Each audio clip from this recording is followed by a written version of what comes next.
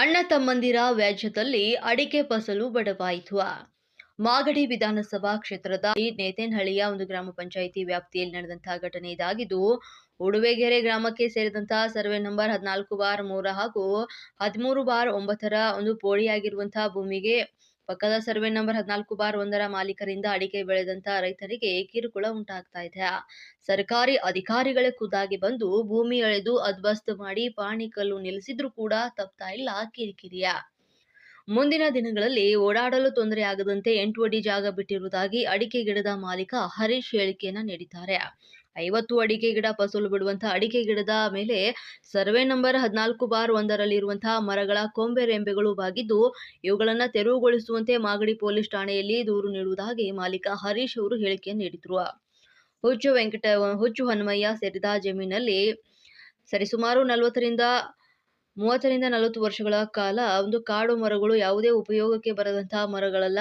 ಒಂದು ಕಾರಣಕ್ಕೆ ಇದಕ್ಕೆ ಸಂಬಂಧಪಟ್ಟಂತಹ ಅಧಿಕಾರಿಗಳು ಕಾಡು ಮರವನ್ನ ತೆರವುಗೊಳಿಸಿ ನಮ್ಮ ಭೂಮಿಯ ಅಡಿಕೆ ಗಿಡಗಳನ್ನ ಉಳಿಸಿ ಅಡಿಕೆ ಮರಗಳಿಗೆ ಸೂರ್ಯರಶ್ಮಿ ಬೀಳದೆ ಲಕ್ಷಾಂತರ ರೂಪಾಯಿ ನಷ್ಟ ಆಗಿದೆ. ಗಂಗಯ್ಯನವರ ಆಳಲು ಅಂತ ತೋಡಿಕೊಂಡಿದ್ದಾರೆ. ಹರೀಶ್ ಹೇಳುವ ಹೇಳಿಕೆ, ನಮಗೆ ನನ್ನ ಜಮೀನಿಗೆ ತೊಂದರೆ ಕೊಡಲು ಮುಂದಾದಂತಹ ವೆಂಕಟೇಶಯ್ಯ, ಗಂಗಾ ಹನುಮಯ್ಯ ಮತ್ತು ಸುರೇಶ್ ನಾಗೇಶ್ ಸಹಚರರು ಸುಖಾಸುಮ್ಮನೆ ಕಾಲು ಕೆರೆದುಕೊಂಡು ಕಾದಾಟಕ್ಕೆ ಮುಂದಾಗ್ತಾ ಇದ್ದಾರೆ. ಈ ಒಂದು ಕಾರಣಕ್ಕಾಗಿ ನನಗೆ ನನ್ನ ನಂಬಿದವರಿಗೆ ತೊಂದರೆಯಾದ್ರೆ ಇವರುಗಳೇ ಕಾರಣೀಕರ್ತರು ಅಂತ ಹೇಳಿದ್ರು.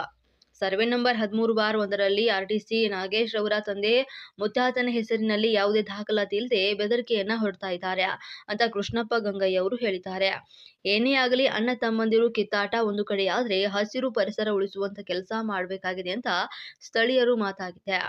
ಇವರಿಬ್ಬರು ಕೂಡ ಕಿತ್ತಾಡಿದ ಹಾಗೆ ಊರಿನ ಗ್ರಾಮಸ್ಥರು ಒಂದು ಕಡೆ ಕೂರಿಸಿ ನ್ಯಾಯ ದೊರಕಿಸಿಕೊಡ್ಬೇಕು ಅಂತ ಸಾರ್ವಜನಿಕರ ಹಿತಾಸಕ್ತಿಯ ಮಾತಾಗಿದೆ.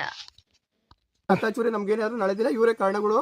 ನಮ್ಗೇನಾದ್ರೂ ಬೇಕಾಗಿರೋದು ಅಡಿಕೆ ಗಿಡಕ್ಕೆ ಸೂರ್ಯರಶ್ಮಿ, ಅದೇ ಬೆಳೆದ ಮೇಲೆ ಅಡಿಕೆ ಗಿಡ ಏಳಿಗೆ ಆಗಲ್ಲ. ತೊಂದರೆ ಆಗಿದೆ ಇನ್ನು ಮುಂದೆ ನೋಡಿ. ನಮ್ಮ ಅಪ್ಪರ ಕಾಲದಿಂದ ನಿಮ್ಮ ಅಪ್ಪರ ಕಾಲದಿಂದನೂ ನಮ್ಮ ಅಪ್ಪರ ಕಾಲದಿಂದ ಇರೋದು ಅಕ್ಕಲ್ಲು